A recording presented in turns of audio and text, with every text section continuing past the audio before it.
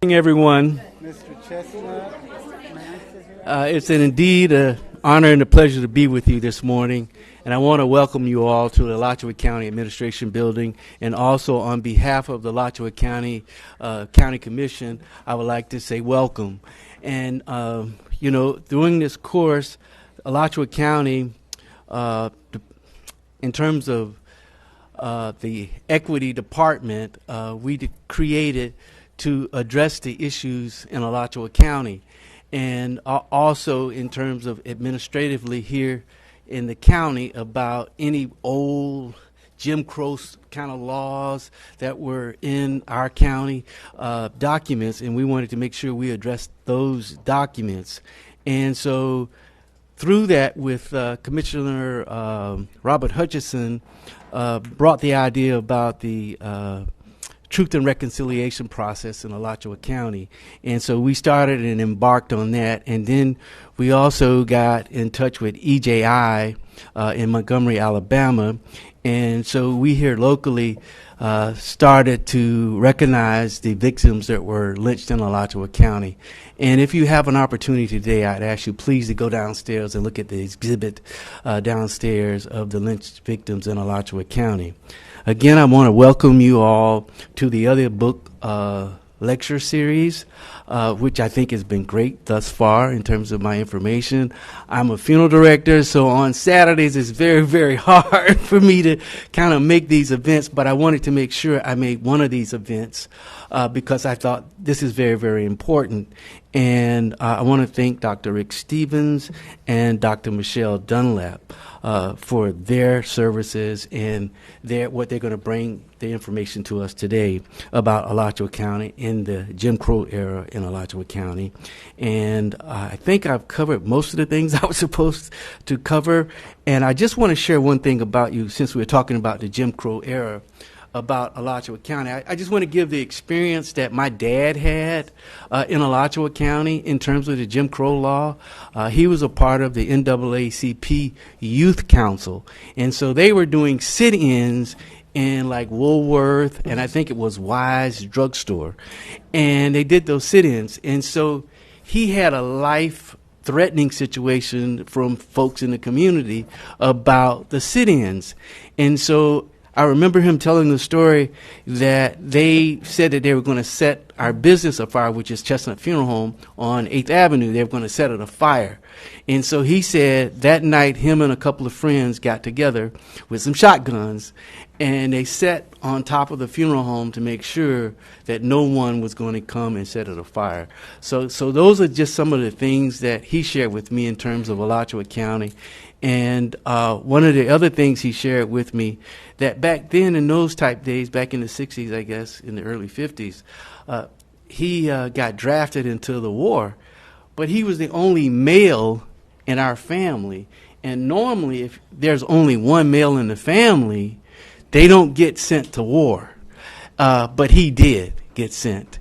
And that was the local, in terms of what he explained to me, that was the local folks in this community set that up for him to go to get killed. And so those are the stories he shared with me about what actually happened. He said things were bad just like it was all over the country. It wasn't any difference here in Alachua County. So I just wanted to share that. And again, thank you all for coming. Thank you.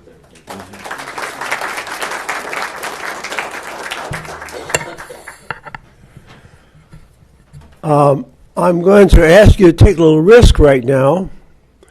I don't know how much you can handle the stimulation that you get when you are confronted with two brown-skinned men with bald heads at the same time. So try not to have the vapors and do the best you can. I'm Ron Nutter. I'm a member of the United Church of Gainesville, and it's my pleasure to introduce our speaker today. 30 years ago, maybe a little more, the pastor at UCG said to me, he said, "Ron, you know, we're here on Fifth Avenue, And we have an elementary school just to the west of us. And those kids live sort of to the east of us in the Near East.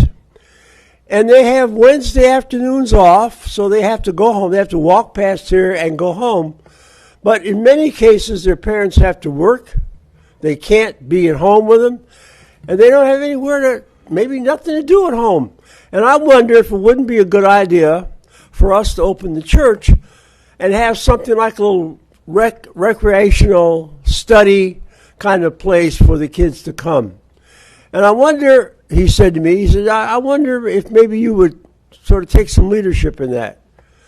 I said, sure, Larry, we can do it. What the heck? You know, I was still arrogant enough then to think I could do anything. And I contacted some students at the University of Florida and asked them if they would spend their time building this program and staffing it with me. And one of those students did what students do. She graduated. She got more degrees. She became a contributor to knowledge and understanding. She became the first woman to achieve professor emeritus status from her institution, the Connecticut State University. And she gave me another good reason for being glad that I've lived this long. It is with great pride that I give you today's speaker, Michelle Dunlap.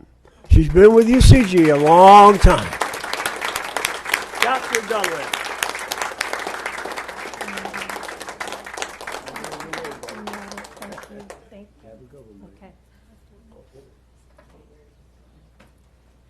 Good morning, everybody. I give thanks to God for allowing me to be here this morning and for hopefully using me to help further educate the community. And I'm always ready to learn from the community as well. So I want to thank Dr. Rick Stevenson and Dr. Nutter and all of the Alachua County officials and all of the community organizations who make this possible. This is very, very rare, what is happening here. So I'm just so thrilled to be a part of it. So before I get started, I want you to be aware of your own emotions as we're talking this morning, because you're going to hear a lot of painful things. And the reason I want you to be aware of your emotions, even if you just jot them down, if it's anger, upset, guilt, relief, anxiety, whatever it is, make a note of it, because towards the end of my presentation, I've kind of added a little something on to the presentation to kind of help us emotionally as we grapple with these very, very tough issues. So just be aware of your emotions. Don't just let it pass you by, but kind of make a note, even if it's just mentally or in writing, of how you're feeling, okay? Okay, so we're going to be talking about retail racism, Jim Crow versus 2025, okay? And I do have a website, drmichelleteaches.com, drmichelleteaches.com, just so that you know how you can reach me, or if you want to know more about my work, there is a way that you can get in touch with me, and I also have an email address and so forth. But all that information is on my website. Okay, so there's a couple of things I'm going to cover with this slide, but I actually did this slide on January 24th. So I did my whole PowerPoint on January 24th. And there were two things that occurred to me since that time that aren't on the slide. So I'm going to mention those right up front. Okay, the first is when we think about the marketplace, when we're talking about retail racism, we're talking about what happens to primarily black people, but also brown people. out in the marketplace. It could be the store, the bank, the laundromat. It could be the insurance company. It could be the utility company, but wherever. So that's what we're talking about. But one thought that occurred to me is that African Americans, people who come from the ancestors who were captured with guns. Guns is what allowed all of this to happen. If there weren't guns, the Europeans would have gotten a beat down like they never knew before, okay?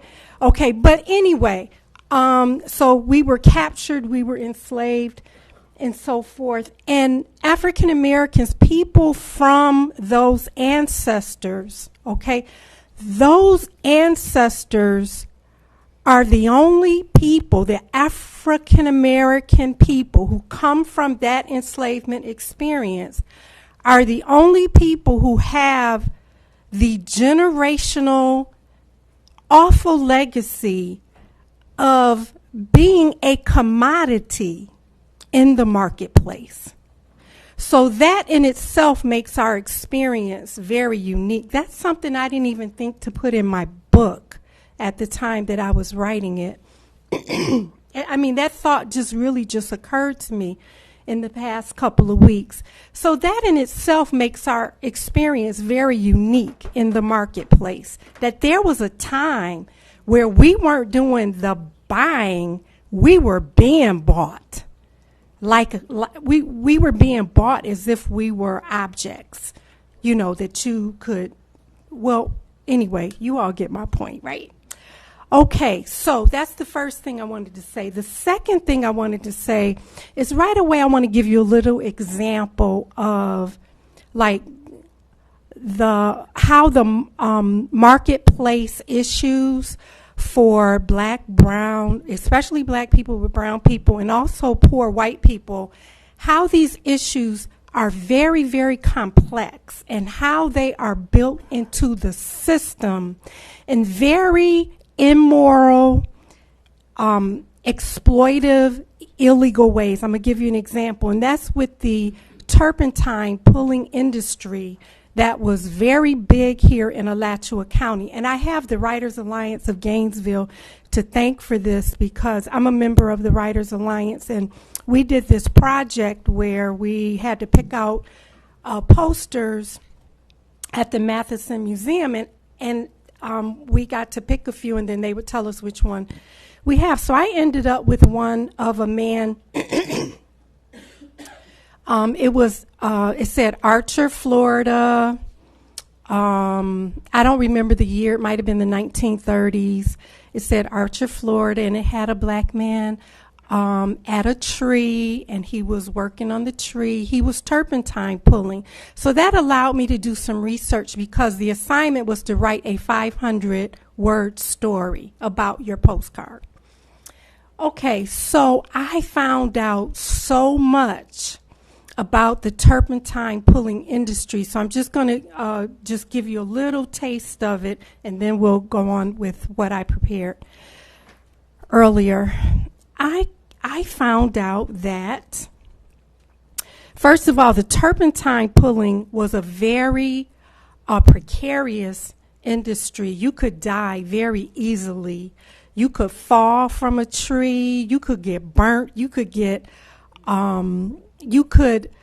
there was machinery involved. There was hot chemicals. There was all kinds of things, and it was very precarious. A lot of people would die right away. But how did they keep supplying the industry? Well, what they did was they came up with these laws. Some people call them vagrancy laws, part of the Jim Crow machinery that you're going to be hearing about throughout this entire morning. What they would do was they came up with these laws where if you stood on a corner or you dropped a cigarette butt or you looked at someone the wrong way, there have been laws for looking at someone in the eye. Okay? Any little thing that you did wrong, you'd find yourself in prison. And then once you were in prison, now, mind you, these are our legislators, our senators and our legislators and so forth, who were creating these laws, who were in bed with the turpentine industry, okay? So they were pulling in the people to work in the turpentine industry, mostly black bodies and poor white people, who were being pulled in for dropping a cigarette butt or whatever. And then they're working in this very dangerous industry, and they were dropping like flies. And they were able to get all the people involved, they were able to get them to agree that they died of natural causes. They died of natural causes. So that meant their families got no money. There wouldn't be any money to bury them. It was just awful. So families were losing their family, and they were getting paid like less than a penny a week or whatever, some outrageously small amount of money, because they were wards of the state, because they were being imprisoned. So that was a marketplace. Okay, that was a marketplace. And think about all the layers that I'm telling you about involved. Law enforcement, the legislators, the healthcare industry, and the people who do the burials and things like that. Everyone was agreeing. The person in the state, I'm having a brain freeze, who does the autopsies, if they do an autopsy, the medical examiners, they were all agreeing that this is natural causes, okay, when these people were dying due to the precarity on the job. So those were the two things I wanted to kind of talk about. And so that was a Jim Crow era kind of thing. Okay, so now let's move forward. Let's talk a little bit about Emmett Till in the marketplace. We've heard a lot about Emmett Till, 14 years old, just going to like a little restaurant type, little place to get a sandwich, maybe a soda, or to buy a little game or something if they had a little store attached to it. And some woman accuses him of looking at her the wrong way. And within a couple of days, this 14-year-old boy who was just visiting from New York ends up dead, ends up basically lynched, dragged through the town, and so forth. He was just going to the store. Okay, so a lot of the lynching incidences, a lot of the deaths, the wrongful deaths and so forth, begin in a marketplace environment, like not out in the middle of the woods, or not on someone's farm, or yes, many things happened on plantations and so forth, but we're talking about the marketplace. We don't think of the marketplace as a site for lynchings and so forth, but it has been. And this is in the emotional DNA of black people, in our emotional DNA, okay?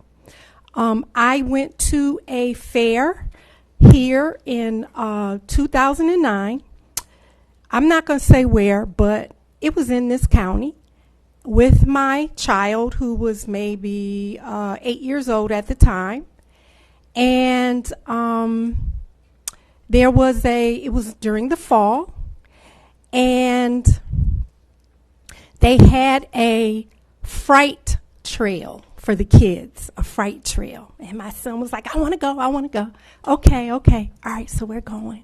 So, they had people jumping out the bushes, boo, and all of that. But towards the end of the trail, they had a lynching scene. A bigger than human-sized effigy of a person that they were hoisting up and then letting it fall down and do this.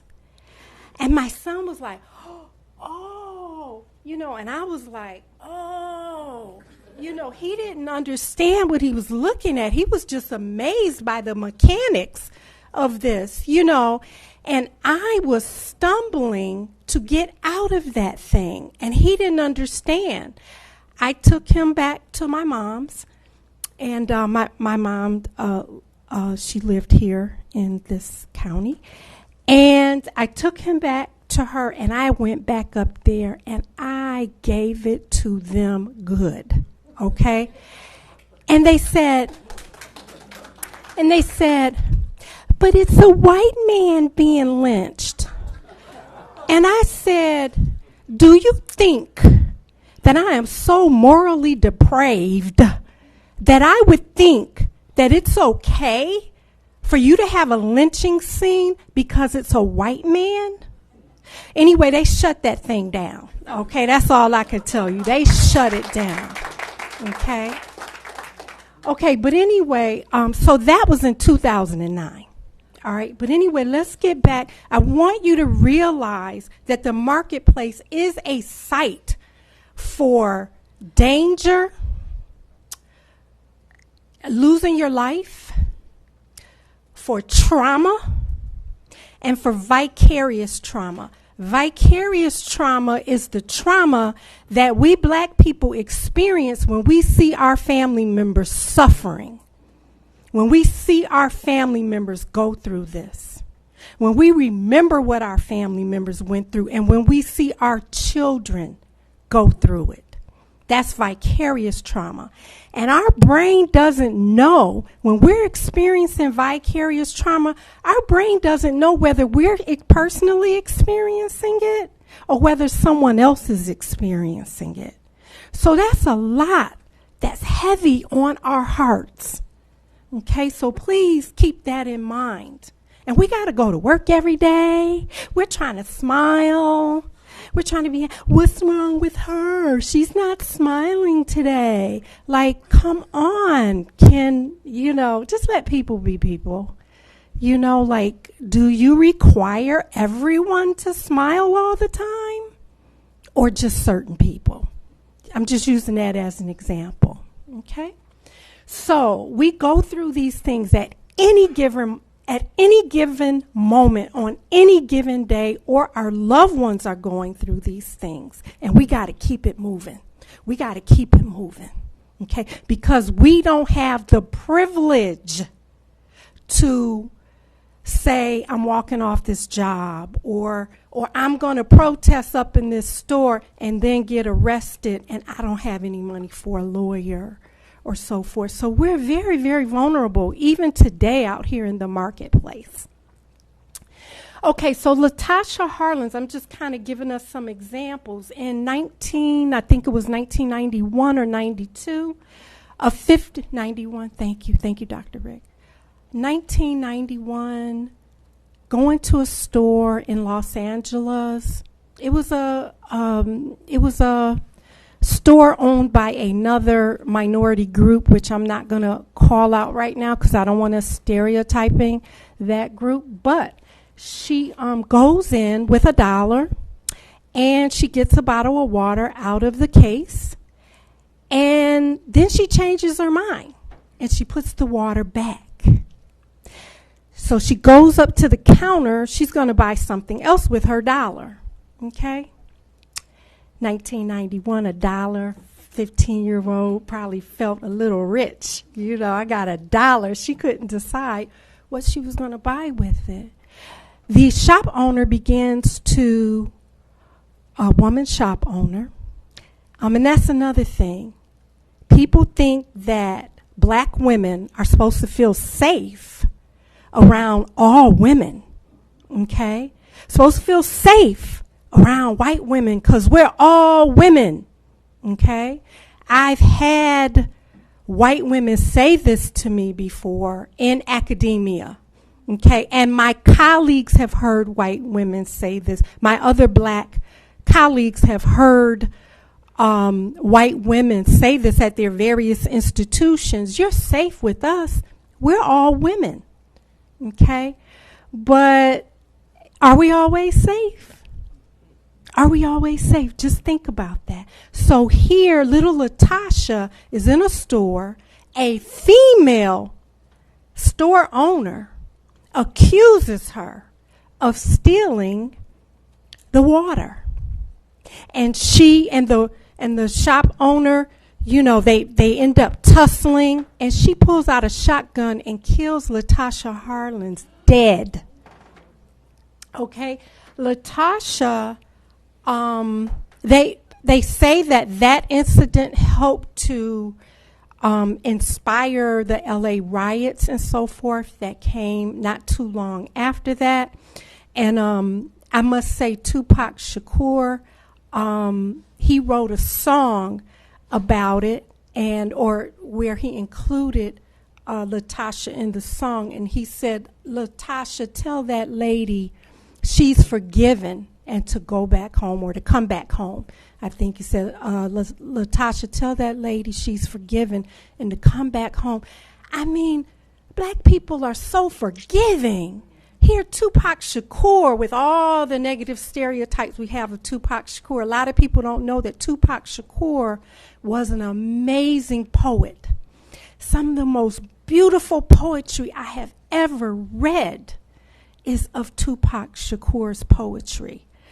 It's not the kind of thing you're going to hear in the mainstream because, you know, sex and drugs and all that stuff sells in the mainstream. But if you haven't read any of Tupac's poetry, please do. There's a wonderful book of his poetry, maybe even more than one book, but the volume that I've read is written in his own handwriting on one page and then typed on the other page. So you get to see in his own handwriting the beautiful poems that he wrote about equality, about heart changes in our heart. When your heart turns cold, a baby's laughter means nothing. When your heart turns cold, you don't understand how I behave? Just wait. Just wait till your heart turns cold. That's so profound. So profound. That's a whole psychology class right there. Just in that, I mean, the whole poem is just incredible. Okay, but Tupac, he even sung about Latasha Harlins. Then we have Trayvon Martin going to the store to get an iced tea and some Skittles and can't even make it home alive. Okay, but all that started with a marketplace experience, just trying to get to the store. And a lot of incidents happen on the way to the mall, coming back from the mall, or on the way to the store, coming back, where someone has found fault, found a problem with you just walking down the street. Okay, maybe sometimes, unfortunately, it's the people we're supposed to trust the most, our law enforcement. Okay.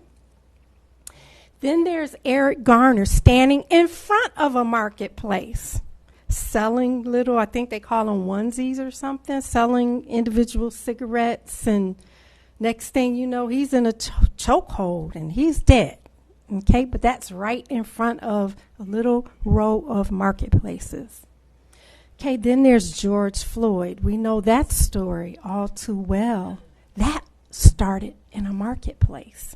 Someone found fault with his $20 bill or whatever. For whatever reason, a problem jumped off in the store, and he goes outside and unfortunately never makes it home. Okay, numerous tragedies, traumas, and injuries. I could go on and on and on, but I'm going to give you a few examples that I talk about in my book. Okay, what I did was I interviewed 19 people from around the country, including here in Florida, people from around the country, and I also read over 500 journal articles, news clippings. I stopped counting at 500, so it was well over, but they're all mentioned in the book. I referenced everything. Okay, so a black woman goes to a fast food restaurant that has a buffet. This is pre-coronavirus. goes to a fast food restaurant that has a buffet. She fixes her plate. Actually, she's with a friend, a white woman. Okay? They fix their plates. They go sit down. There's a couple sitting nearby, a husband and a wife. I assume a husband and a wife. She assumed a husband and a wife. And they're stealing everything from the buffet. They're going up to the buffet numerous times. They're putting stuff in their purses, in their shopping bags. They're taking chicken. They're taking some of everything, this white couple, okay? But the staff, who was also a minority from another country, and again, I'm not going to name countries because I'm not trying to have us stereotype people, but the managers or owners, I don't know, but whoever was in charge, they were so busy watching the black woman that they didn't see these white people stealing them blind, okay? And this, everyone knows, well, not everyone, but our young people know this so well, that this is what's happening, that the black kids are being watched, the black and brown kids, and the white kids aren't. That what they do sometimes, the black and the black and brown kids and the white kids will work in synchrony. They'll work together, and the black kids will go into the store first. Everybody's watching the black and the brown kids, and then the white kids go in after them, steal everything they can get their hands on. Then they all meet up afterwards and they share everything. Okay? All right? Okay, I've been hearing about it through the years. All right? Okay, a young man goes to a grocery store to return a bottle of vitamins. He's in line, and there's two lines at customer service because there's two clerks, so there's two lines. There's another person there who's at a grocery store returning a used rug, okay, with no receipt. He has a receipt for his unopened vitamins. The rug person has no receipt, a white person, okay? The person with the rug gets a refund. There's no tag on the rug. Just says how much the rug costs. Gets a refund, no question asked. The person with the vitamins and the receipt is told, we can't give you a refund. We just can't. No. It started with, I need to see your license. I need to see your license. So he gives the clerk his license, and the clerk goes over to some big black book and starts writing his name and all this information in the big black book. So then the young man says, "Excuse me, why are you writing my information in this big black book?" And she says, "Don't you worry about that." Okay, so anyway, at one point the clerk got busy and he kind of went and looked to the side. She had closed the book, and the book said, "Book of Liars, Thieves, and Shoplifters." Okay, anyway, he never got the refund. It sent him into a psychological turmoil. He left the store. He was extremely depressed. He had to get medication. And a lot of the people who told me stories, they had to go get mental health services and sometimes medication for the experiences that they experienced in the marketplace. Okay, a woman goes to this grocery store. She goes to, I'm sorry, this is, I'm skipping ahead. A woman, a senior citizen, goes to a department store to buy some women's personal items, okay? She goes and tries on the items and puts them back and so forth. Security comes up We think you stole something. Follow us. You must come with us. They take her down into some dark corridors, some dark rooms where she's feeling alone and isolated. And they're telling her, give up the goods, give up the stuff. We know you have it. And she's like, I don't have anything. I didn't take anything. Call the police. Let the police come and search me. Call the police. They wouldn't call the police.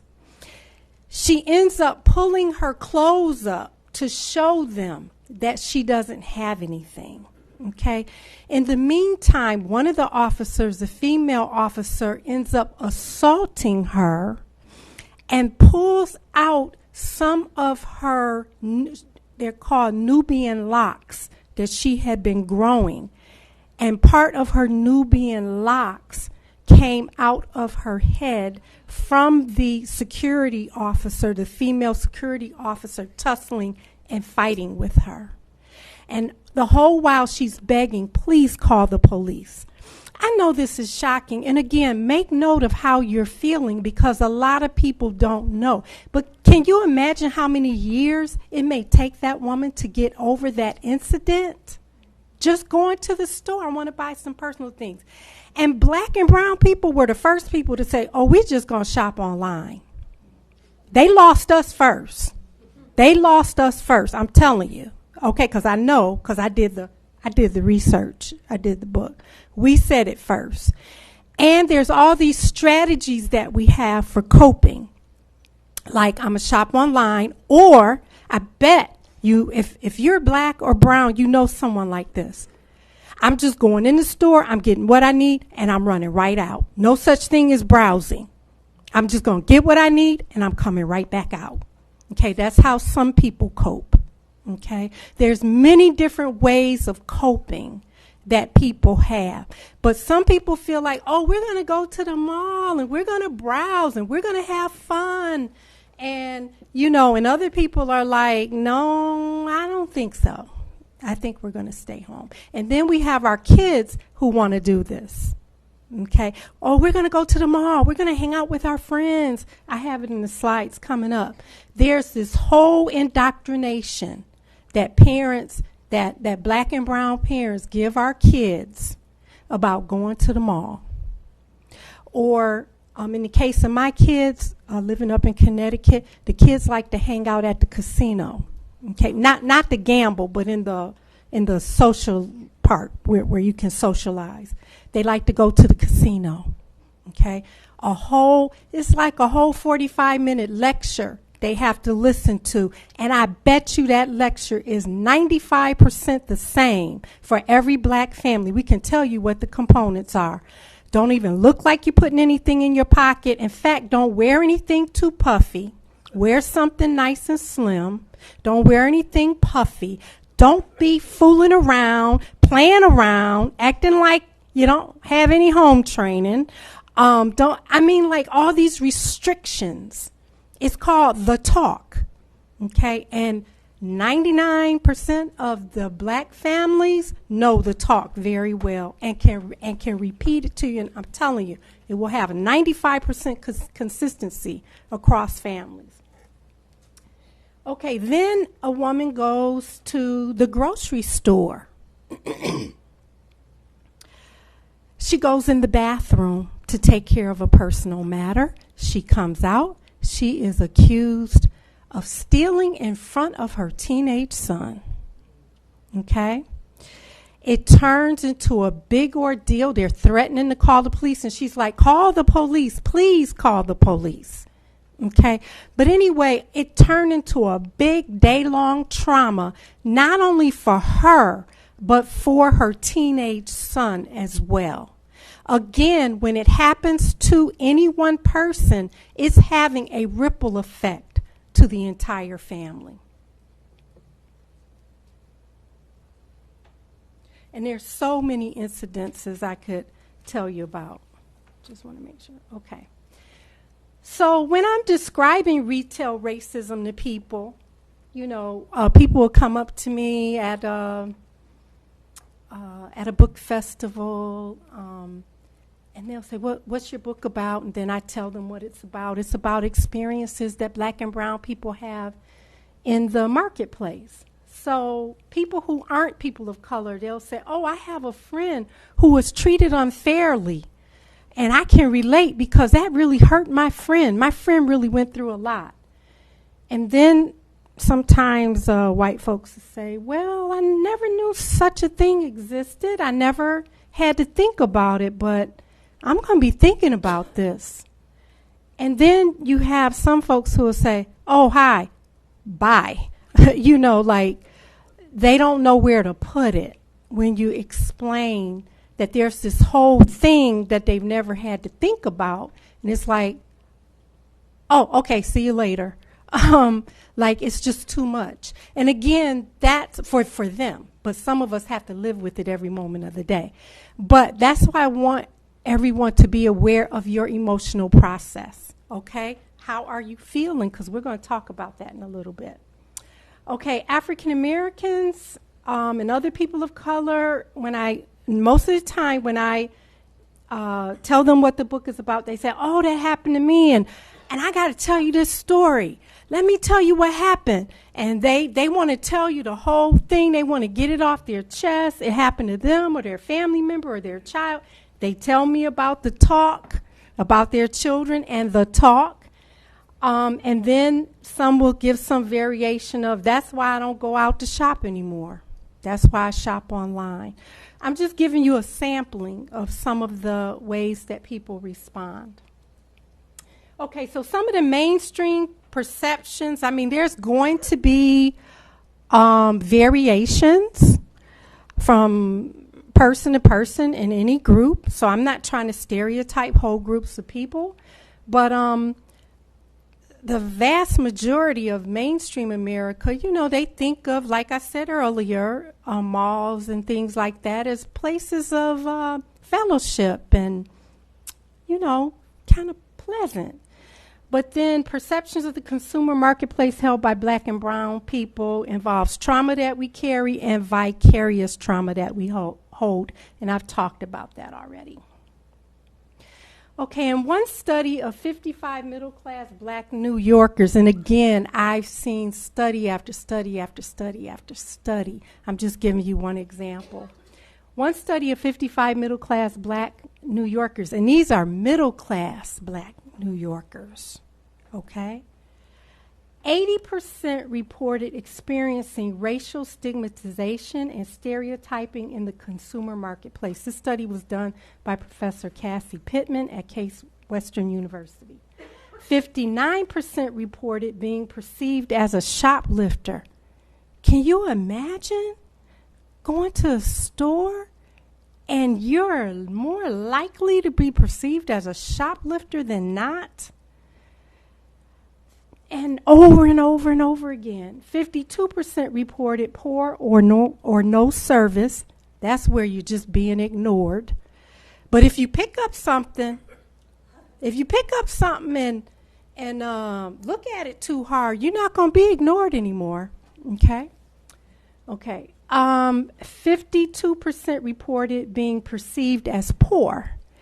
And I had that happen to me with my children. I talk about that in the book, where one day I took my younger son and my nephew, I took them to the convenience store. It was after school. And, you know, they were hungry. They wanted snacks. We go. They get their snacks. They're all excited. I mean, it's a happy day. The sun is shining.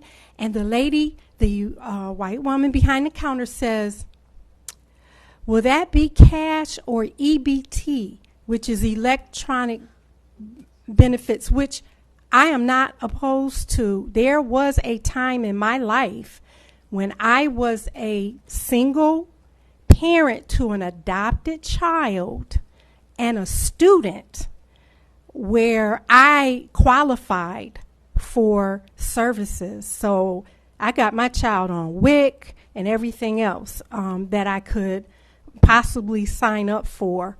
And it was a big help to us because here I was, a graduate student, trying to take on raising a child that was in a bad situation.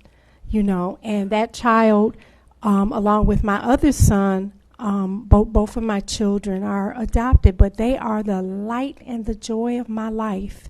And my oldest son is 37, my younger son is 23.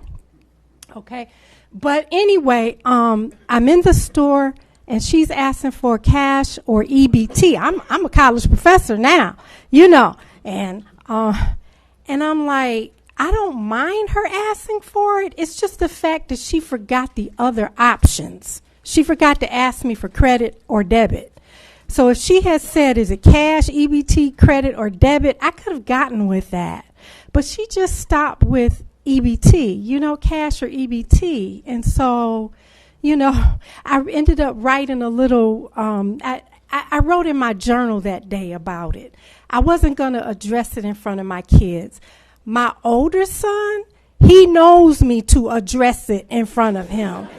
But I did not want to traumatize my younger son that way, okay? He had more vulnerabilities. I wasn't going to add more, to what he had already been through. Okay, so in my book, like I said, I referenced the 500 studies and documented incidences to give us a full picture of this emotionally draining experience. I told you about the 19 participants. They were a pretty diverse group. I had 3 white people in my data set, okay? Which, I really appreciated them telling their stories. And most of their stories was the story of privilege. That they have been standing in line and have noticed how the black person in front of them were being treated compared to how they were being treated. And so they are very sensitized to the privileges that they hold that other people don't hold, and they wanted to tell that story of what they've seen and how it impacted them. Okay, so the themes that emerge are monitoring inequitable experiences, trauma and vicarious trauma, people trying to make meaning of it philosophically, and then also how do we resist these experiences. I also want to tell you there's a lot of these experiences in Florida, people getting killed in Dollar Generals, black store clerks, made some white man mad, and he went out to his car and got his gun and threatened her. And these are talked about on the U.S. Department of Justice archives, where people have gotten shot, killed, threatened with guns, and so forth. This is happening today. Okay, so I won't go through each one in the interest of time. I know that I'm running out of my time here, but please know, if you want to know what's going on today in Florida, check out the archives of the U.S. Department of Justice put in Florida, and you will be shocked by people with white supremacist ideology and so forth going into a Dollar General, randomly shooting up the black people because they couldn't get into the historically black college campus earlier that day to do it. So they did it at a Dollar General. Things like that. It's really, really shocking, the things that are going on in the marketplace. Okay, so this is my book, Retail Racism, Shopping While Black and Brown in America. Again, I go into depth and I offer the interviews concerning monitoring, inequitable treatment, traumas, and then philosophical meaning making. How do we make sense of this? How do we keep going? And then I also offer recommendations after each one of these sections for people who are going to shop, and also for marketplaces, so that the marketplaces can do a better job. Okay, so I've kind of talked about the threads. Here's the last piece I just want to mention. I've done some work on trying to understand the emotional process that we go through when trying to think about race. And And a couple of the pieces that I've written in 2011 and 2013 involve looking at the emotional process of racial identity development, how we think about race, how important we think racial issues are to us, and so forth. There's a lot of work that's been done on that, but I took the work that had been done and I compare it to Elizabeth Kubler-Ross's theory of death and dying. So some people are in denial about race. Why are we even talking about this? Some people are very angry about it. Some people are in bargaining, trying to work it out. They're grappling, trying to figure it out. Some people are in depression about it and just withdrawing. And then some people are in acceptance, where they're combining with other groups and trying to rally to make change. And we might go in and out of these stages depending on what's going on around us and in our lives. Okay, so if you want to know more about that, just ask me for that. But just know that whatever you're feeling emotionally may be a normal part of this process, because learning about race, learning about what other people go through, involves dying to our ideas about what's normal and how the society operates.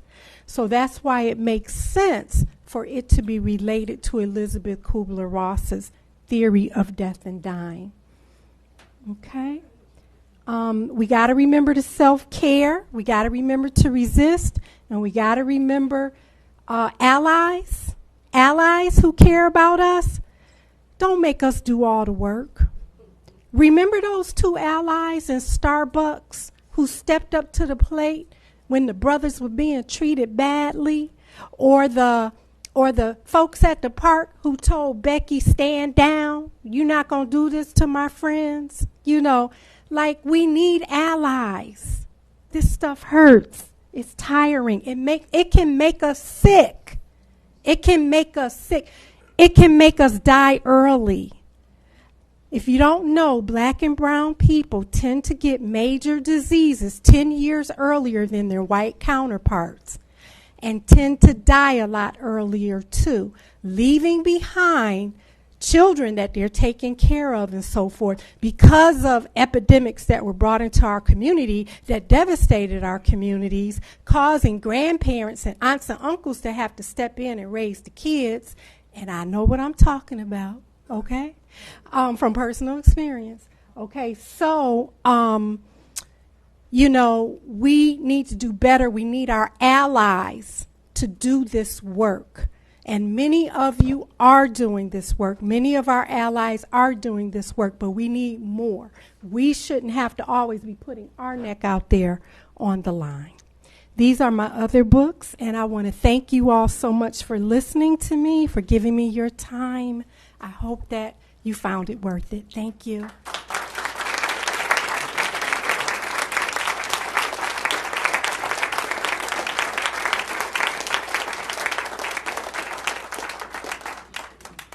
Let's take a moment and stand up if you need to stand for a moment. Is it possible for me to get a glass of water or a bottle of water, maybe some scotch?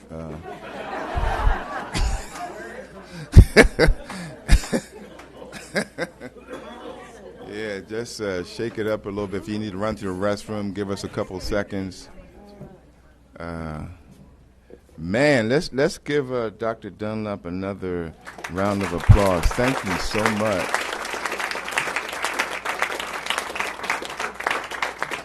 Okay, you may be seated if you want to.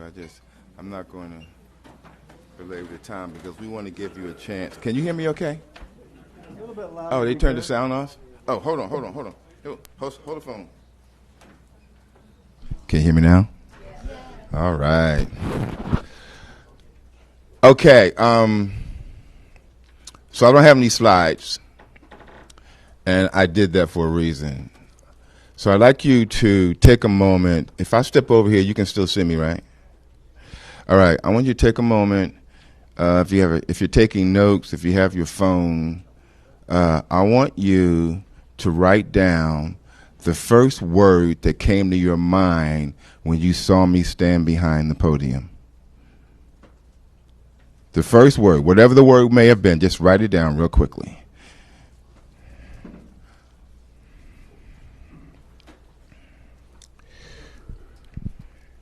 And I'll come back to that in a moment. So our discussion today is about Jim Crow. Jim Crow was a system that has its roots in Reconstruction. And what most people don't understand or know about Jim Crowism is that Jim Crow was not a class system, it was a caste system. And if you understand anything about caste, once you are in that caste, no matter how high you go financially, economically, you are still caste in the same system. That's why a poor person who lives in West Virginia who's living off of the coal mines that have been closed would rather be white and poor than have a PhD and be black or brown, because the caste plays a different role. And I think that one of the problems that we don't understand about how Jim Crow has affected us is its role in what we call epigenetics. Now, Dr. Dunlap mentioned something like that. I wrote an article, actually a commentary, in a book entitled A Commentary on Epigenetics, Cultural Trauma, Collective Memory, and Weathering. And epigenetics is like DNA. Your DNA can be passed on, and it's passed on from one generation to the next in the gene pool. Epigenetics is the same way, but it comes from trauma. The difference is this: you can't change your DNA, but you can change your epigenetic format. But what we don't talk about is that black and brown people, thank you so much,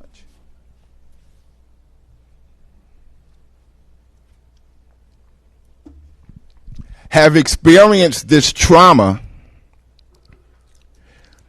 of what it means to be black or brown in America, and there's no psychological assistance. If you have PTSD, post-traumatic stress syndrome, police officers, fire departments, military, they can go to a psychiatrist or a psychologist and sit down and talk through the problem. There's never been a time when the person who was enslaved could go to a psychologist and talk about the problem. And so Jim Crow, which I'm going to go back to in a minute, kind of set the stage for that because of its role after Reconstruction. Historically speaking, Reconstruction was that time after the Civil War when black people were free. I use that in quotes.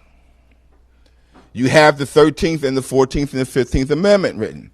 It's illegal to make people slaves. The right to vote was given to black men. Women couldn't vote.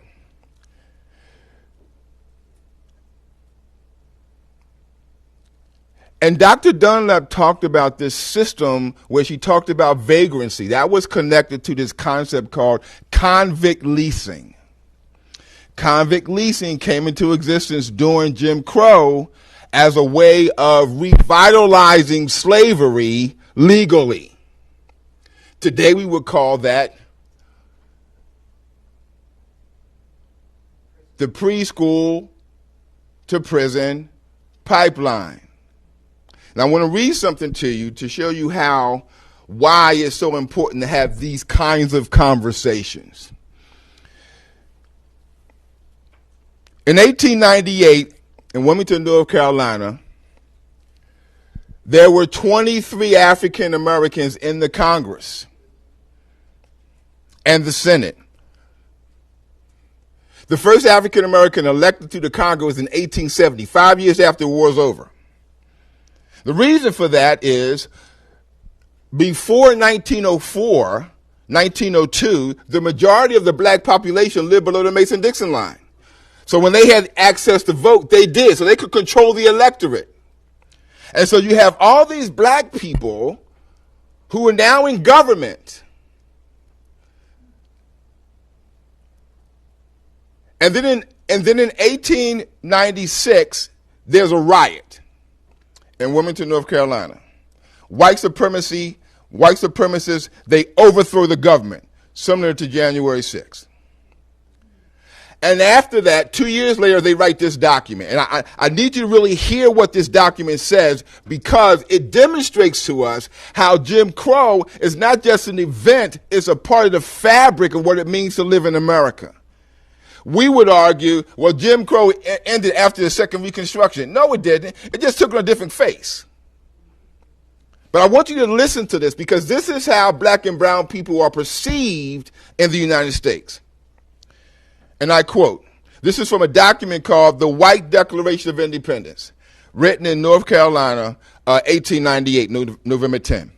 Believing that the Constitution of the United States contemplated a government to be carried out by an enlightened people, believing that its framers did not anticipate the enfranchisement of an ignorant population of African origin, and believing that the men of the state of North Carolina who joined in forming the Union did not contemplate for their descendants of subjection to the inferior race, we, the undersigned citizens of Wilmington and Hanover, do hereby declare that we will no longer be ruled and will never again be ruled by men of African origin.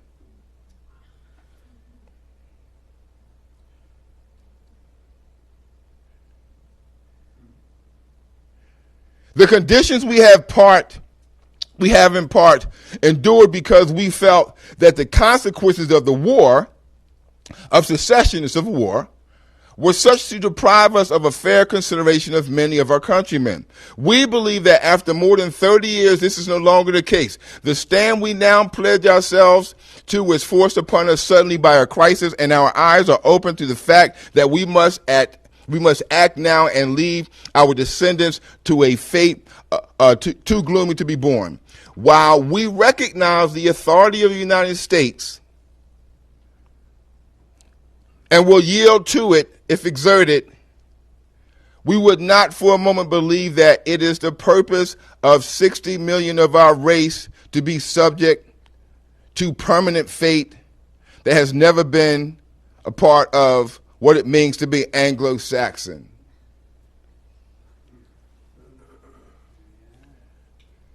Jim Crow had children and grandchildren and great-grandchildren. And what we fail to realize is Jim Crow is not just about laws of prohibition. It's about a mindset of inferiority. Now, let's put a pin in that for a moment. If you wrote your word down, would you mind raising your hand and just sharing it? Yes, ma'am. Sharp dress. Yes, thank you. Yes, ma'am. Respect. Yes. Cool hair. Cool. Thank you. Yes, ma'am. Intelligent. Yes. I wrote down black. Black. And the reason I wrote that down is that I am, even to this day, always just subliminally or conscious. I survey a room and I make note, not that I do anything about it, about how many black people are in the room.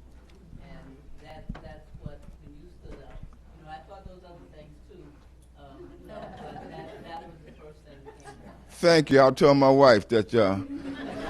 Yes. I kept mine in my head, so mine is Rasta. Rasta. Okay. All right. Yes, sir. Scholar. Now, here's the point. In the late 1990s, NYU did a study called First Impressions. And they said we make 11 decisions in the first 7 seconds of looking at someone.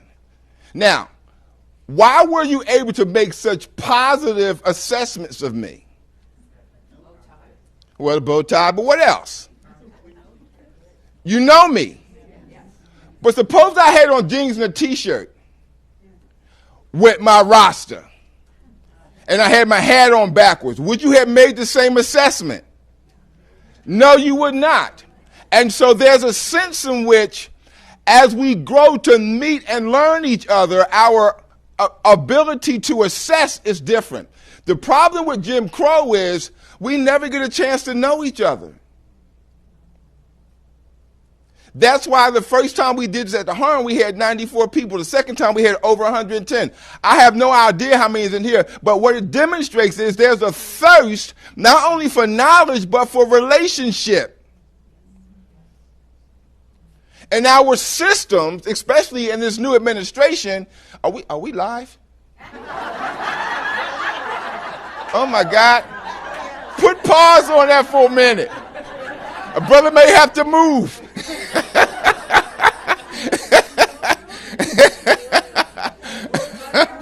Oh my God, if I come up missing, y'all know why, right? Right?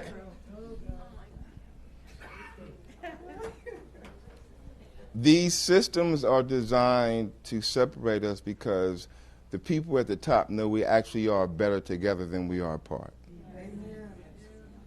And one of the reasons that Dr. Nutter and Jackie Davis and I came together and started the other book is because we believed that if we're going to survive as a nation, we've got to get past all this other stuff.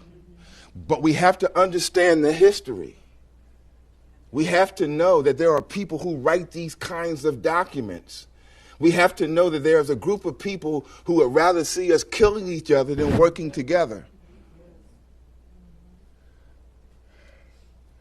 So Jim Crow was a caste system. It's a system that is designed to make sure that we are divided. But another important part of this idea of Jim Crow and the things that come from it, and I mentioned it earlier, is epigenetics. Now let me give you a definition.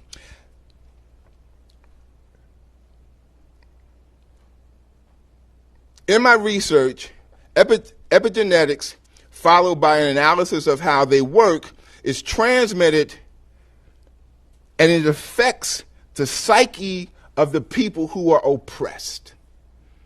In other words, what happens is when trauma is constantly being revisited, it can affect your gene pool. No one ever tells us that. No one ever tells us that we, as people of color, automatically know we're in the wrong place when we're in the wrong place. We know that when we go into a restaurant, we're not really wanted there. No one had to tell us that. It was part of gene makeup. And similar to DNA, it can be passed on from one generation to the next. However, DNA doesn't change, but epigenetic gene pool formations can be changed. But they can only be changed by information, environment, and relationship development. We have to understand that there's more going on here than just laws,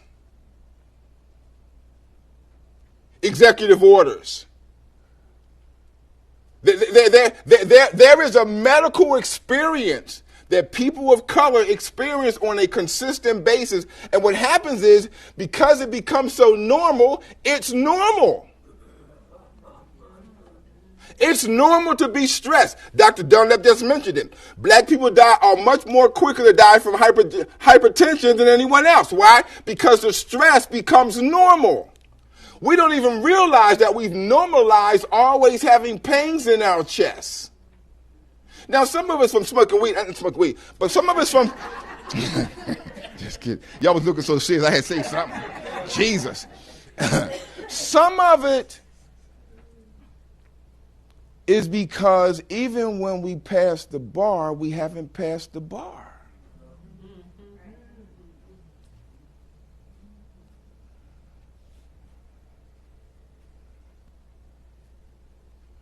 We are taught to judge people based on what they look like without finding out what the heart is. The reason that some of you here were so complimentary, some of you know me, I preached at your church, you've seen me at other events and so on, and so there's an affinity. But think about this, and I really want, and this is why I asked you to say that. I asked you to write the word down.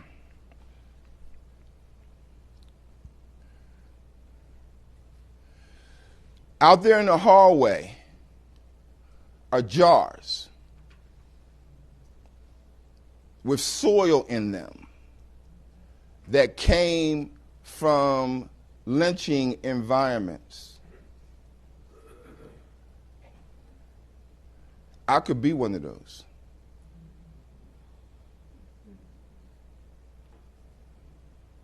With all of my degrees, with all my education, with my great hair, I could be one of those. And not because I did anything wrong. Because the truth of the matter is most of those people who are out there that we are reminded of may not have done anything wrong other than being born black. And that's the danger of not understanding how Jim Crow works. Because it is a caste system that says, I don't care if you have a PhD. I don't care if you work at UF. I don't care if you're a doctor. All I care about is you don't look like me.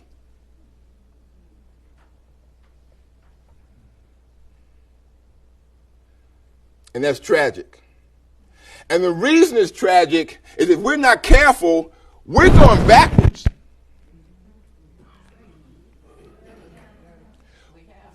We're going backwards. And again, Dr. Dunlap mentioned the importance of allyship.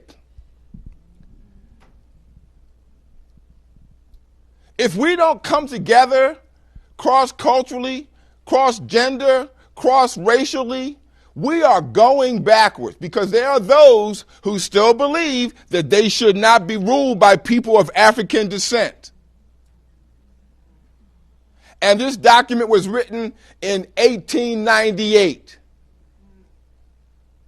And you can't tell me the concept is not still a part of what we are experiencing here in America today. And the problem with that is this. And you've probably heard me say this before, and I'm going to say it again. Frederick Douglass said an educated person is unfit to be a slave. So if that be the case, how do you enslave people? You keep them undereducated. So you take the books away. And one of the reasons I didn't want to go slides, because I want you to see me. I want you to see that my skin color does not make me any less or any better than anyone else. It makes me human. And the problem with Jim Crow is it has the ability to extract the humanity from the people who were being lynched and set on fire and raped and burned. I'm going to give you an assignment. There's a woman, her name was Mary Turner. She lived in Georgia, 1918. She was lynched. She was hung in a tree. Her baby was cut out of her stomach as she hung upside down. When the baby hit the ground, they stomped the baby's head and then riddled her body with bullets because she wanted justice for her husband. 1918. The Civil War is over 1865. That's only 53 years.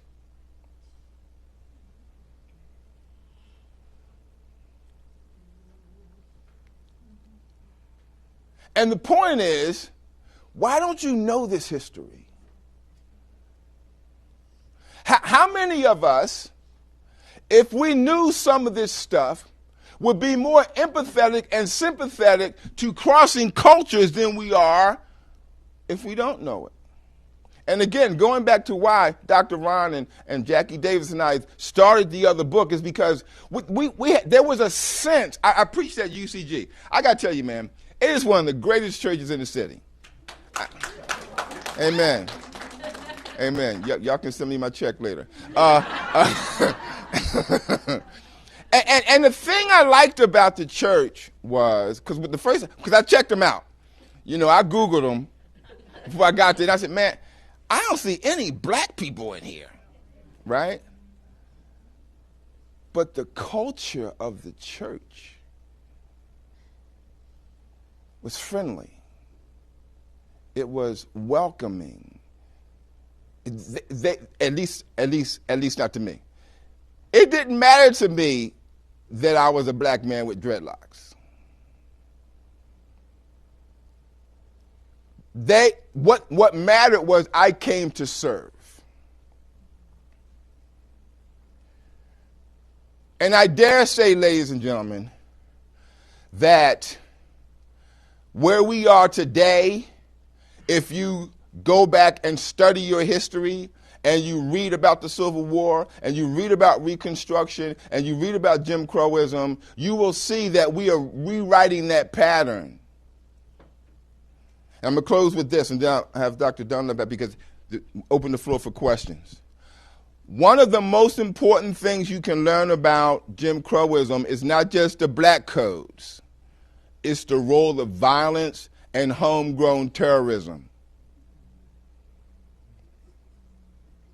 I am not concerned about Iran. I ain't concerned about Russia. I'm concerned about some of them brothers down in South Florida. High Springs.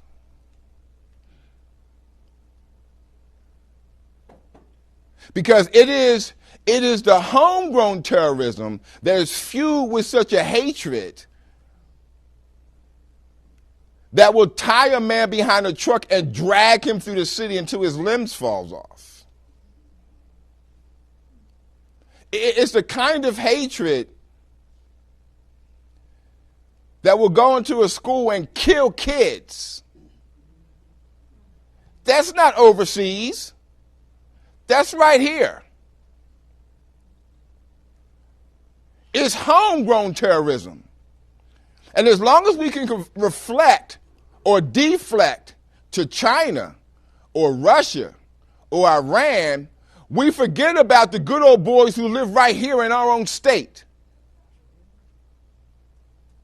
And that's scary.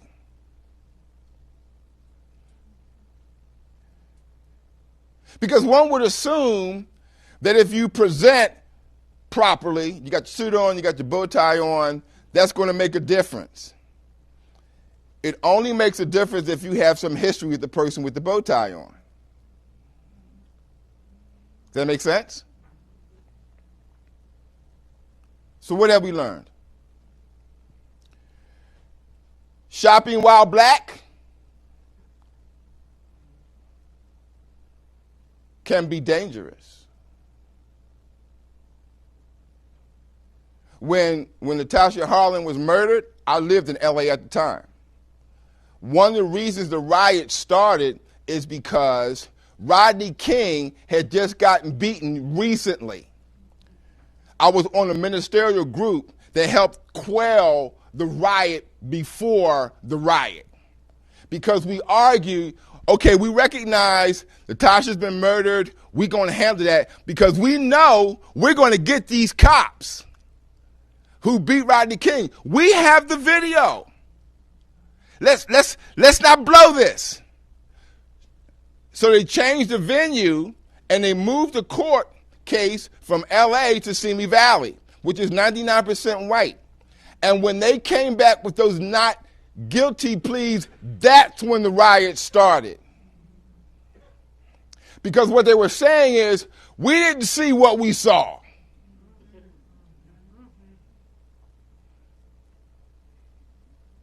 We didn't see people overrun the White House. They were just rowdy visitors. Oh, you hit, that's metaphorically.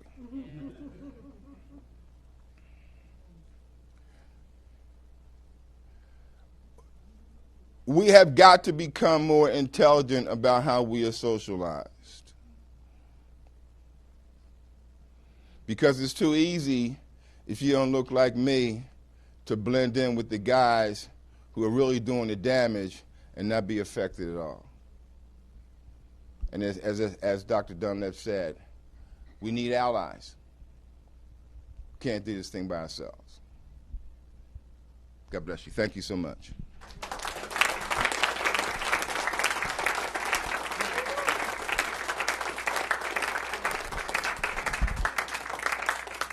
So we're going to open the floor for questions. You can use that mic right there if you have a question. Please ask them all to Dr. Dunlap, please. This. Let's make sure this mic works. Okay. Okay. Good. They're going to ask questions. You right here. Right? I've just got a quick comment. I read what was almost a throwaway line in the book about segregated housing policy. The author said one of the negative results or features of Jim Crow was that it gave white people a false sense of superiority. And the bad news about that, I think, and you please respond if you think it's worth it, is once you start to believe in your own superiority, you don't want to give that up. You talking about Rothstein's book, The Color of Law? Yes. Yeah, okay. That was where that was. So I'll respond real quickly. So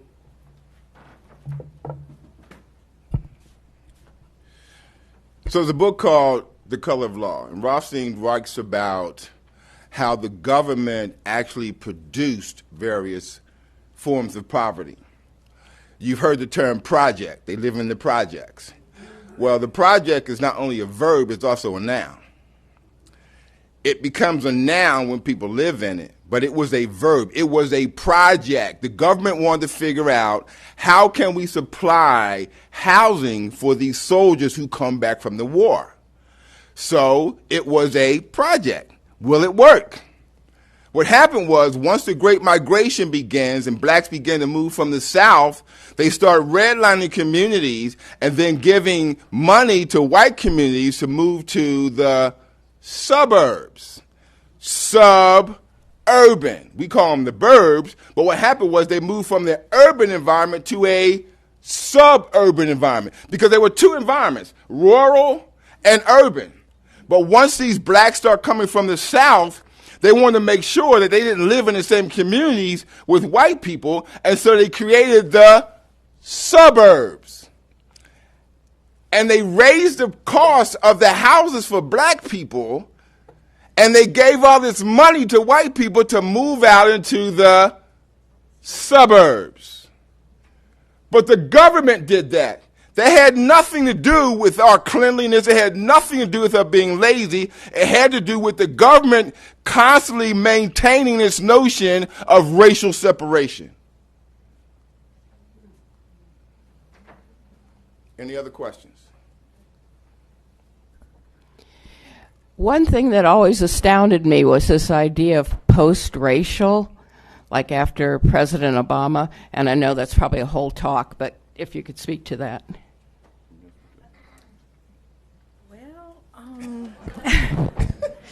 Well, I think we've demonstrated today that we are not in a post-racial society. We are struggling with racism,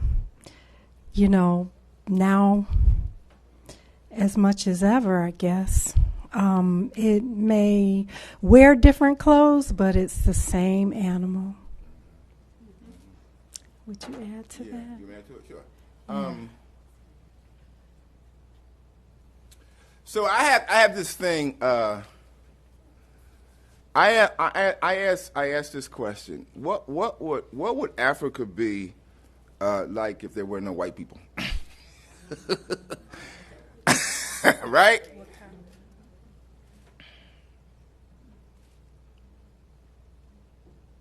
Because why is it we're constantly having to prove ourselves when the reason you came into the community is because we were already doing it? In Egypt, we know that the pharaohs and the Egyptians invented mathematics. We know they invented the alphabet. We know they were architects. We know that in places like Kumasi, they grew yams and they grew collard greens and they grew rice that they brought here to America. We even bought our own hoes. The two-hand hoe. When you plant rice, you got to have a hoe. And they had a short-handled hoe. In other words, watch this. Slaves were not brought from Africa to America. Technicians and scientists and doctors and architects were brought, right? Because the Europeans recognized the skill sets and the technology. But because they could, somebody just said to me, I think it was Sister Mary, was telling me about a book she's reading, and she was talking about a Sherman, and she said, how come they never told us that there were migrants marching with him? I said, because somebody else controlled the narrative. Right? The African says, until the lion begins to write, the hunter always has the best story. And so the people who are writing the books are talking about post-racial America, but they ain't us. Because we're not talking about that, because we realize it's still very much alive and well. And I'd like to just add, I think the biggest indicator of the fact that we are not in a post-racial society is that preschool to prison pipeline. The capitalism involved in that, the money that's being made off of the privatization of the prison system, the inequitable policies, the withdrawing quality education from communities that aren't resourced enough to have what they need in order to have the best educations, the lack of literacy, which is a problem for everybody here in Gainesville, but especially for the black and brown children. Without literacy, that's how you learn how to maneuver within a society, how to maneuver successfully. And so without that being very, very strong at the base, and without access to that, that is going to just help keep that preschool to prison pipeline strong. And that's a systemic issue. It's not the family's fault. It's the policies and the systems. So we would like to think that because we had a black president, because we had Kendrick Lamar at the Super Bowl, which I loved his show, by the way. But because we have these spurts of apparent success, none of that takes away the preschool to prison pipeline and all of the other systemic things, related to it. Hope that. Yes, sir. In the abstract of deeds of my property, I ran across one of the requirements was to ensure that only someone of the Caucasian race could own this piece of property up until 1970. That was stated in the deed. We all recognize that MAGA wants to put blacks and browns back into servitude. They want to put gays and transgender back in the closet. They want women back into hoop skirts, barefoot and pregnant. My question to you is, how the heck are you going to keep your job? You asking me or? Both of you. You both are in an academic world. Yeah. Thank God I'm retired. I just pray they don't take away Social Security. That's a good question. First of all, what you were describing was what they call restrictive covenants, if you're not familiar with it. But it's where banks and homeowners and loan agencies came together and said we will not sell our homes to certain people. I'm 72. I could retire. I'm not ready yet. I'm still having fun. So I don't know. My wife and I have talked about it, but I still think that there are lives that God wants me to continue to affect. So I'm going to work until I can't. I don't think that we're at the end of the road. I just think there's some bumps there, and We just have to struggle through it. Yes, ma'am. Thank you. So my question is, as allies, what can we do? You brought it up first.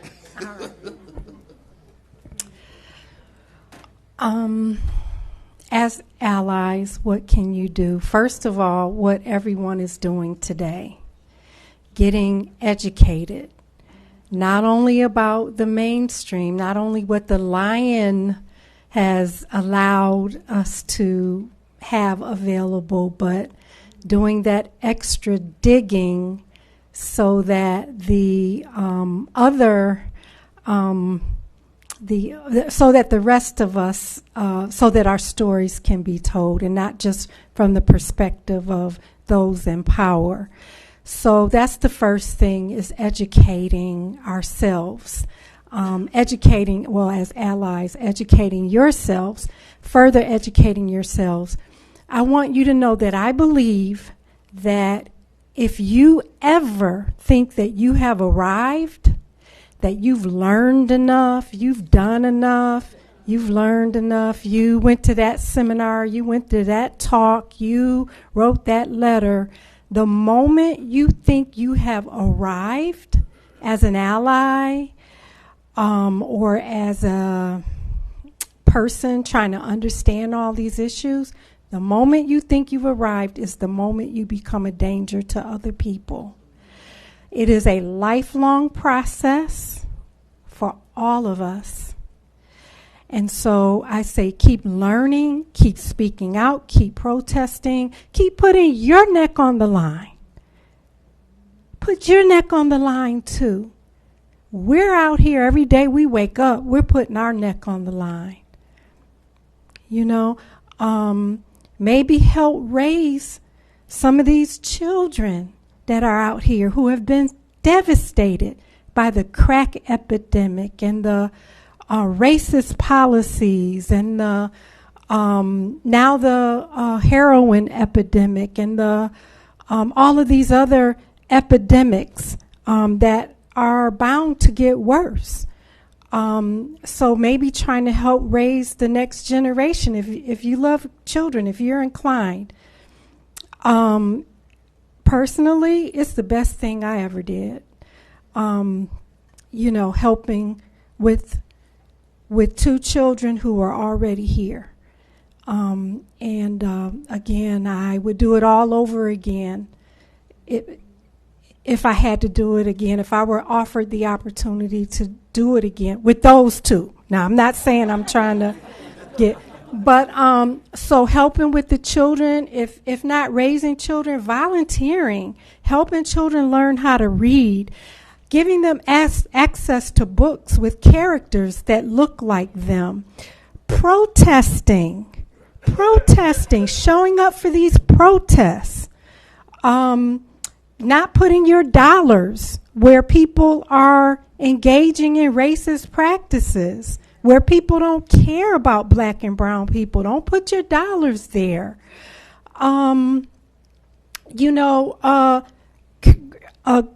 Creating a fuss, ruffling feathers, being more careful about how you invest your money, your time. Money talks. These are just some of the things off the top of my head, but and I see someone else wants to add to that, please. Well, I'm a school teacher here in Alachua County. Okay. Tell us your name. Maybe stand up. Okay. Okay. No names. Okay. I'm a school teacher here in Alachua County. I'm not going to name the school. I have taught at the same school here for 42 years. And just as, thank you. Okay. But just to add on to something that you said, I'm at a school where it would be really, really helpful if to answer, who asked that question just now?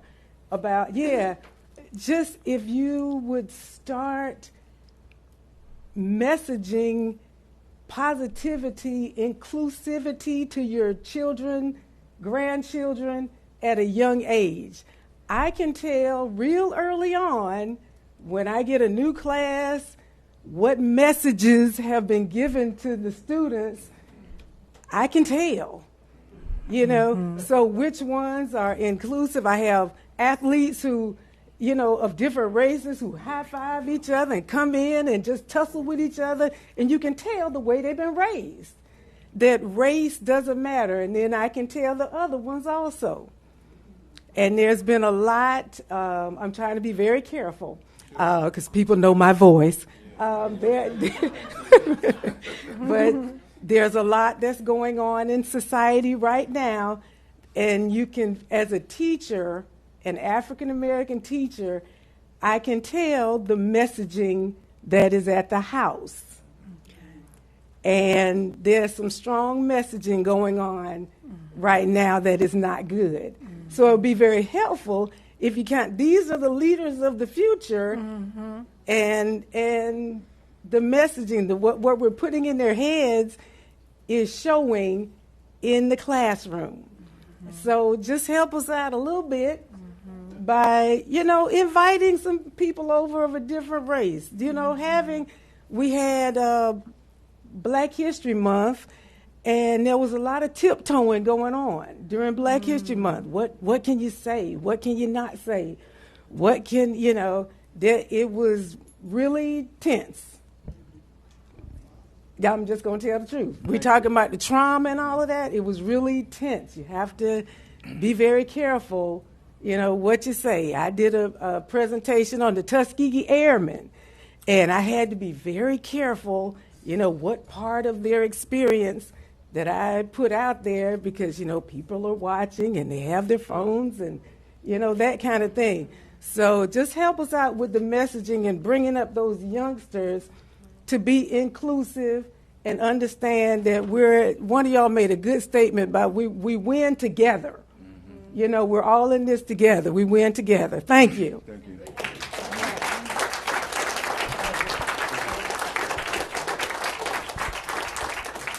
Thank you so much. So to further the answer to the question, one of the reasons that the White Declaration of Independence was written in 1898 is because in Wilmington, North Carolina, there was a coalition called the Fusion Politics, where poor whites, blacks, those on the outside came together and they began to control the electorate. So one of the ways that we do that is to engage in the political process as a part of a collective. One of the reasons that critical race theory is so challenged is because one of the tenets is called interest convergence. Interest convergence has two basic components to it as I examine it. The first is this: only when poor whites, middle-class whites, and rich whites benefit from the same ideology is it okay for black and brown people to benefit from the same thing. Their interests converge. But the other aspect of interest convergence is this: when poor whites, middle-class whites, and upper-class whites vote together, even though the poor whites won't benefit, their interests converge to make sure black and brown people don't. So people will vote against Obamacare, not realizing that the Affordable Care Act is the same thing because it's got Obama's name on it. And so what's happening now is they're voting their race and not their need. And so what we have to be able to do is help people understand that when Bacon's Rebellion occurred in 1665, it was the same. It was a fusion. It was the Native Americans, it was the poor whites, the poor blacks that came against the elites. That's how racism actually started. They started giving power to the poor whites over anybody who had color in their skin, and that's how this separation began. So how do we do it? We've got to become more politically minded, right? And look at the community and our humanity as why we vote, not our race. Because some people will vote their race and still lose. If I could just add one other thing, too, is in your organizations, in your churches, in your community involvements, and so forth, be sure that in your programs, curriculums, your offerings, things that you're trying to do, be sure that you have different perspectives and voices and people and things like that. Some of my beloved friends from the Writers Alliance of Gainesville are here. And one of the things that I'm really appreciating about being a part of the Writers Alliance of Gainesville is that my goal is to bring more, I'm just going to say the word, diversity to their programming, to their offerings. I'm on the board, and I am unapologetic about it. They know that is my goal, and they are tolerating me and have not kicked me out, and I really, really appreciate it that they're making space and making room. But everybody should be doing this work. Everybody should be doing this. The beautiful school teacher talked about the inclusivity. The inclusivity. That is the very beginnings of it from a very, very young age. So that's another part of being an ally, So just wanted to say that. I have a question for each of you. I still believe in equal time. I like to look up the corporations that behind our retailers. I've looked up the board of Target, of Walmart, of various ones, just to see who's there at the top. So I very seldom see any diversity there. And I want to know if you think that it's only from those C-suite, A-suites, or what do you call them, C-suites? Whatever, the top of the command, C-suite, yeah. But is it only from those C-suites that policy comes down, or is it broad socialization of multitudes of people that is the reason retail is a problem? And let me go ahead and ask your question to my elder. And you were 4 years older than I was born, so you're my elder. I love how you talked about the what if, because I read a lot of Afrofuturism, and I like to look at different ideas of what history could have been. What if there had been no Berlin Conference? What if there had been no triangular slave trade and colonization?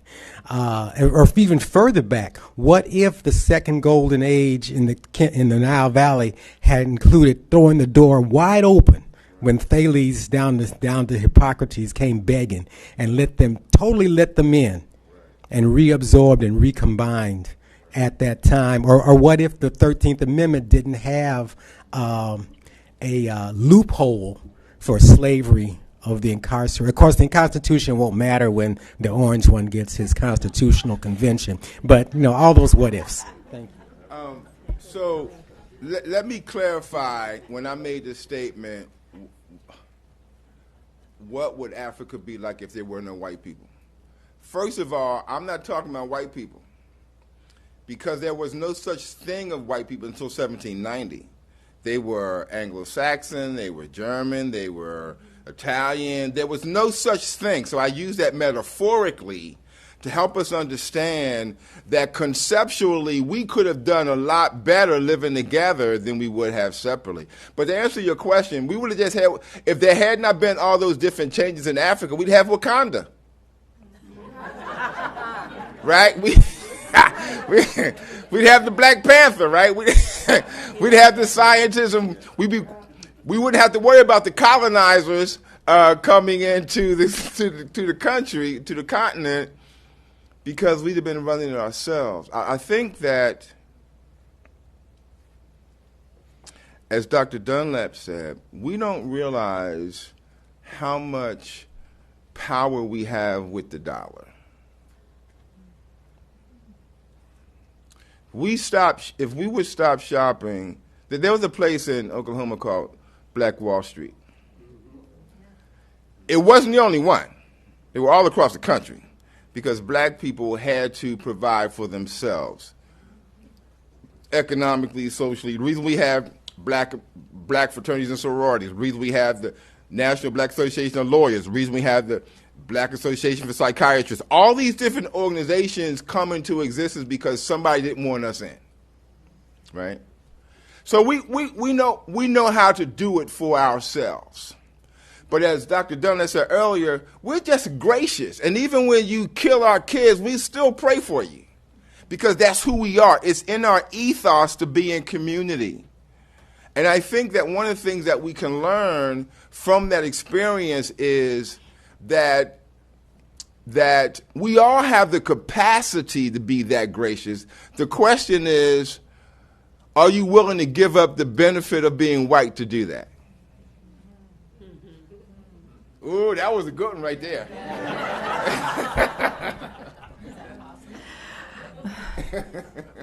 Someone asked, is that possible?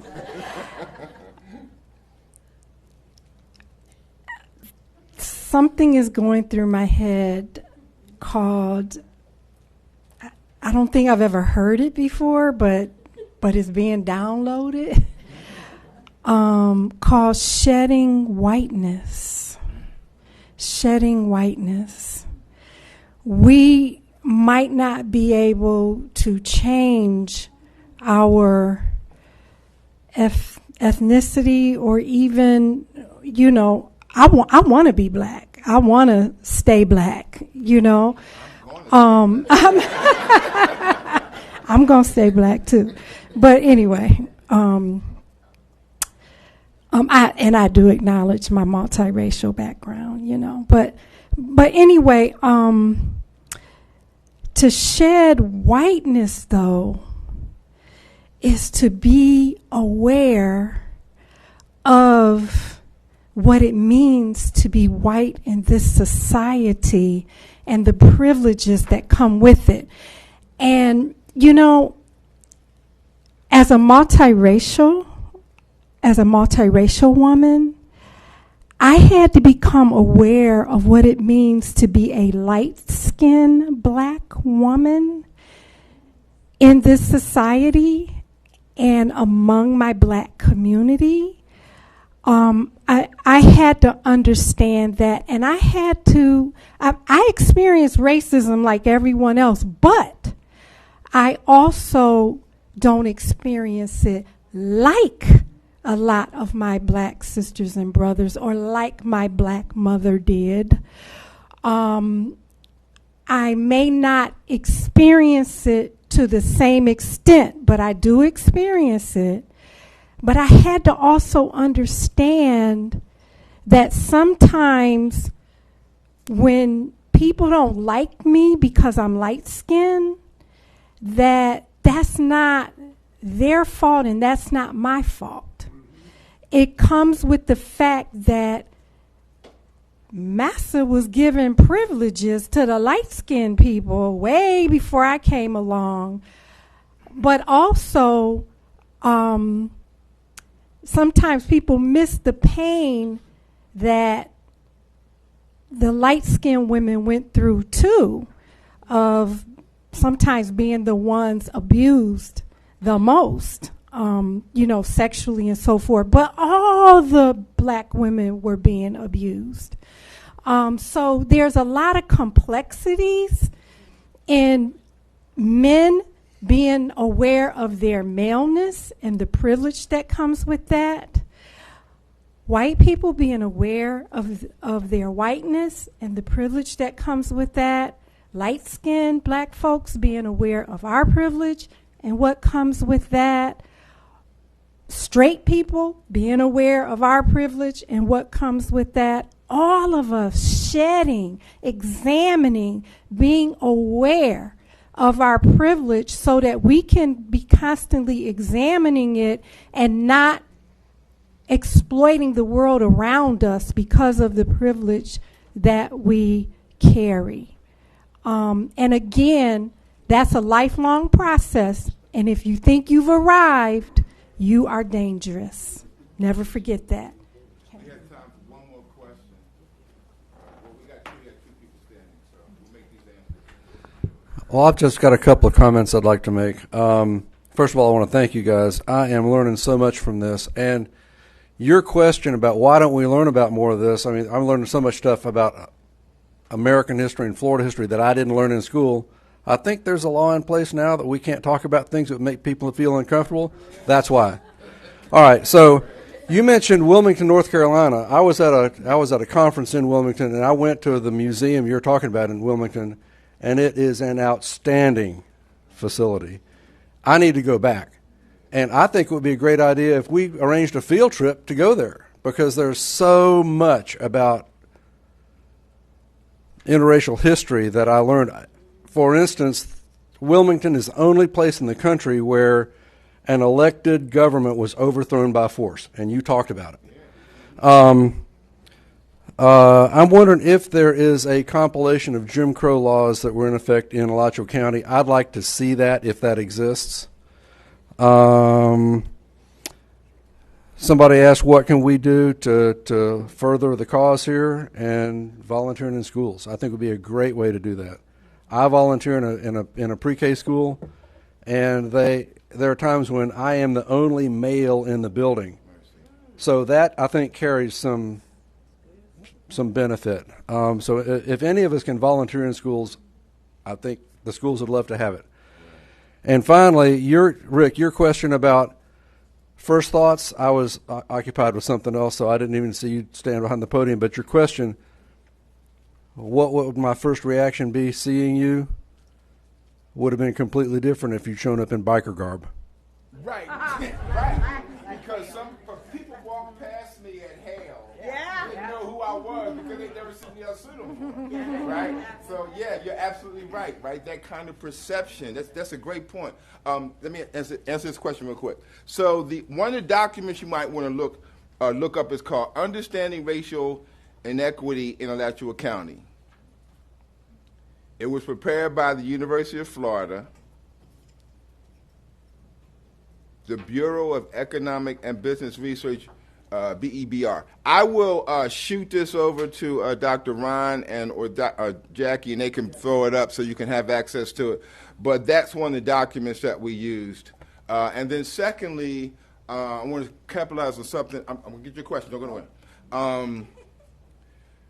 In Louisiana, they used to have these quadroon balls. You ever heard of them? Quadroon balls. You know what a tenyon is? A tenyon is a hairpiece that women wear on their hair to tie their hair up. And quadroons were light complexion women that European men would date, and they have them as concubines. And they do their hair up and everything. And the white women got so upset that because of the way they did their hair, they made them wear tenyon. The tenyon is a hair wrap. And because it was a way, because they were light but not white. But you couldn't tell. And the European men were just falling head over heels over these black women, so they started making them wear head wraps to identify that even though you're light, you're still not white. Yes, ma'am. Actually, I don't have a question, just a few comments. First of all, amazing job as usual, Dr. Rick and Dr. Michelle. This has been most enlightening. And I want to say to Dr. Michelle, the Shopping While Black is still alive in 2025. I experienced it just a couple of weeks ago. And Dr. Rick, when Alachua Newlandville did our soil collection ceremony, I was in charge of doing the lighting the candles for it. And some of the comments I made came out of my intuition, which my grandmother left very strong in me.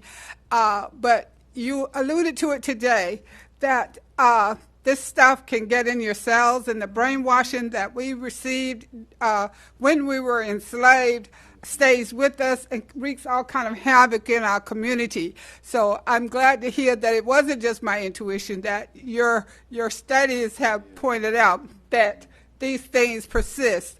The last thing I want to say is the wonderful program that Alachua County Community Remembrance Project brings to you. We have no dedicated source of funding, and the funds we get come out of people's pockets, most namely from the United Church of God, from Commissioner Chestnut, from Brother Carl Smart, and Jackie Davis, and many others. So we want to let you know that our donation jar is still open, and if you want to drop a little something in it on your way out, we would appreciate it. Thank you.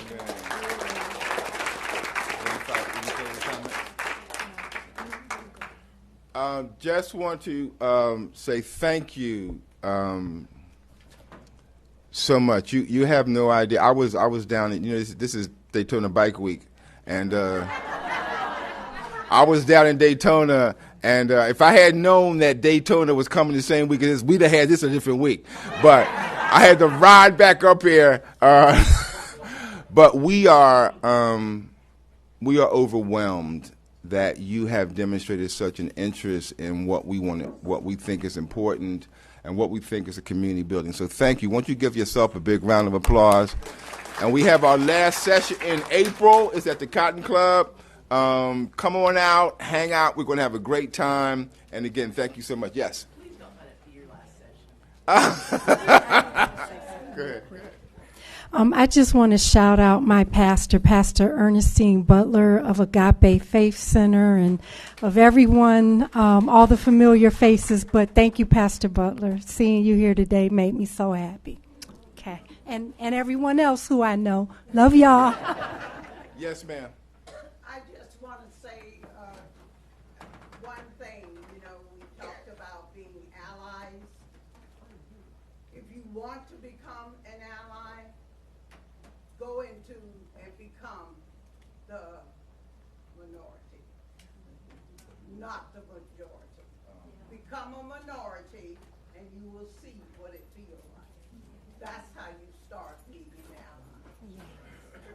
Oh, we have one hand up very quickly.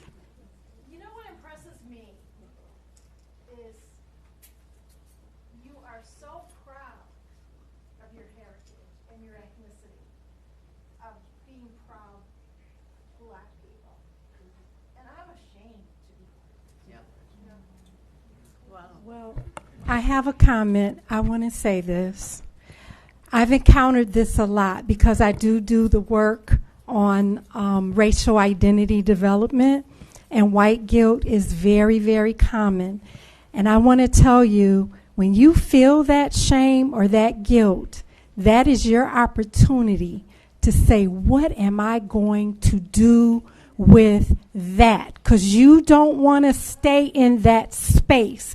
You want to transform it into something productive, be it going in and helping the kids read, be it whatever, but you knowing that you're doing something to make a change, and you already are, because I know what you do concerning young people with special needs. That's your special area. And you have written a book, and you're doing a lot. But concerning your feeling shame and guilt about the racial issues, you can transform that into something powerful and something beautiful. And there's a lot of people in this room who are already doing that. So stay encouraged and do something with it, okay? Okay. There's someone else who wants to say something. Dr. Nutter, one other person. Yes, ma'am. I just have one quick thing to say. I really enjoyed what I heard today, and I think, Dr. Stevenson, you said it. You answered this young lady's question when you started. I heard you say that when you went to the church, you felt welcome, and I believe that's what we all can do. We all can be allies by letting God's light shine among the darkness. And when we receive that negative energy, we have to let the light shine and don't address it. We have to be positive and let God be in charge. We have to bring God into the community, since we don't have a lot of people coming into the church to receive God. We just got to do that. And I believe if we do that, we know who's in charge, because I believe the Spirit is in here this morning. Otherwise, you wouldn't be here. I believe that when we allow God to be first in our lives, and we always think, what would Jesus do in this situation? That is the answer. Let his light shine. Amen. We have had, as human beings, we work as social groups. That's what human beings are. We have had great teachers from different parts of the world over the millennia. Let's think about that. And I just want to say thank you for coming out. And we'll see you next month. Okay? And keep going on. Thank you very much.